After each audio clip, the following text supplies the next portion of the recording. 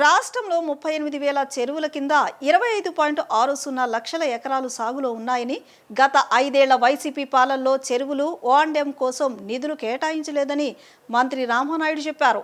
Assembly సమావేశాలు 4 రోజుల అనంతరం జరిగిన శాసనమండలి సమావేశంలో మంత్రి నిమ్మల రామానాయుడు మాట్లాడుతూ, జైకా, ప్రపంచ బ్యాంకు నిధులతో చేపట్టిన ప్రాజెక్టులకు రాష్ట్ర ప్రభుత్వం వాటాగా ఇవ్వవలసిన 40% నిధులు ఇవ్వలేదన్నారు. ఇచ్చిన నిధులకు యూటిలిటీ సర్టిఫికేట్ సబ్మిట్ చేయలేదని, వైసీపీ ప్రభుత్వం నిర్లక్ష్యంతో గ్యాప్ ఆయకట్టు పెరిగిందని చెప్పారు.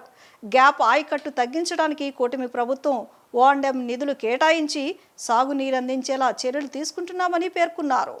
ఏదైతే ఈరోజు ఆంధ్రప్రదేశ్ రాష్ట్రంలో 38,862 చెరువులు దగ్గర 25.60 లక్షల ఎకరాల ఆయకట్టు ఆంధ్రప్రదేశ్ రాష్ట్రంలో నమోదైనటువంటి పరిస్థితి అధ్యక్ష.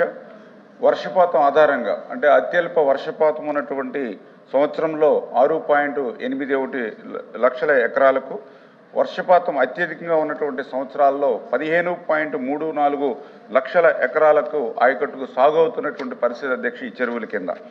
అయితే 2019, 2024 5 సంవత్సరాల ఆ రోజు ఉన్నటువంటి మరి ప్రభుత్వంలో ఈ యొక్క నిర్వహణకు సంబంధించినటువంటి పనుల నిమిత్తం ఏ విధమైనటువంటి నిధులు 5 సంవత్సరాల్లో కేటాయింపులు చేయకపోవడం, ఏ విధమైనటువంటి ఓ&ఎం వర్క్స్ని చేపట్టలేనటువంటి స్థితిలో ఆ రోజు ఈ యొక్క గ్యాప్ ఆయకట్టు పెరగడానికి ఒక కారణం అధ్యక్ష. రెండవది, ఆ రోజు జైకా, వరల్డ్ బ్యాంక్ వంటి ఎక్స్టర్నల్ ఎయిడెడ్ ప్రాజెక్ట్స్ కూడా స్టేట్ గవర్నమెంట్ సంబంధించి తమ వాటా ఆ 40% వాటాను కూడా రాష్ట్ర ప్రభుత్వం చెల్లించకపోవడం, అదేవిధంగా చెల్లించినటువంటి పనులు చేసినటువంటి యూటిలిటీ సర్టిఫికేట్లు సబ్మిట్ చేయకపోవడం, ఇటువంటి కారణాల వల్ల కూడా గ్యాప్ ఆయకట్టు పెరిగినటువంటి పరిస్థితి అధ్యక్ష. అటువంటి స్థితిలో ఈరోజు కూటమి ప్రభుత్వం అధికారంలోకి వచ్చిన తర్వాత గౌరవ సభ్యులు అడిగినట్లుగా 2024, 2025లో ఈ యొక్క మైనర్ ట్యాంక్స్ నిమిత్తం ఎస్టీఎంఎఫ్ 13.3 కోట్లు 223 అత్యవసర పనుల్ని స్లూయిజ్ ఎంబాంక్మెంట్ మరమ్మతుల పనులు చేపట్టడం జరిగింది అధ్యక్ష. అదేవిధంగా 2025, 2026లో ఓ&ఎం నిమిత్తం 55.21 కోట్లు 1131 పనులు చేపట్టడం జరిగింది అధ్యక్ష. వీటికి అదనంగా అంటే ఏదైతే ఎస్టీఎంఎఫ్ అదేవిధంగా ఓ&ఎంఎఫ్ అదనంగా ఎస్టీఎస్, టీఎస్పీ, ఎస్సీఎస్పీ కింద కూడా మరి యొక్క అవసరాలను బట్టి చెరువుల పునరుద్ధరణకు మరమ్మతులకు కూడా కేటాయింపులు చేశాం. 2025, 26లో ఎస్టీఎస్ కింద 113.352 కోట్ల రూపాయలు కేటాయించడం జరిగింది. 2026, 2027లో 96 కోట్లు ప్రతిపాదించడం జరిగింది.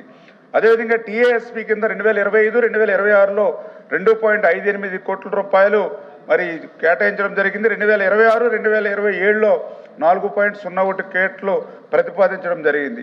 అదేవిధంగా ఎస్సీఎస్పీ కింద 2025, 2026లో 5.95 కోట్లు, 2026, 2027లో 5.95 కోట్లు యొక్క నిధులు కూడా కేటాయించడం జరిగిందని చెప్పి తెలియజేసుకుంటూ, అదేవిధంగా పిఎంకేఎస్వై అంటే RRR కింద లాట్ 1లో మరి 2019, 2020, 2026లో దగ్గర 42 కోట్ల రూపాయలకు కేటాయించడం జరిగింది అధ్యక్ష.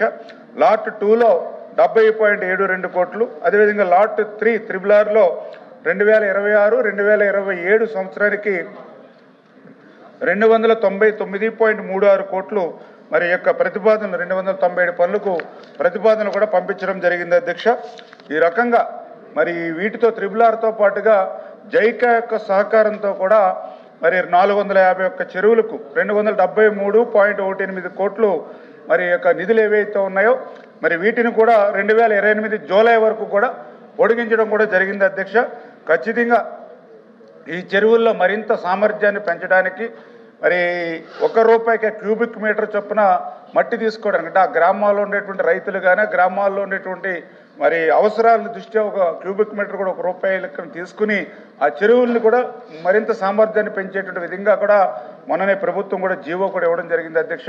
ఖచ్చితంగా ఏదైతే ఈ మీడియం మైనర్ ఇరిగేషన్ కింద ఉన్నటువంటి చెరువుల ఆయకట్టును ఆ గ్యాప్ ఆయకట్టును తగ్గించి పెంచడానికి ప్రభుత్వం కృషి చేస్తుంది.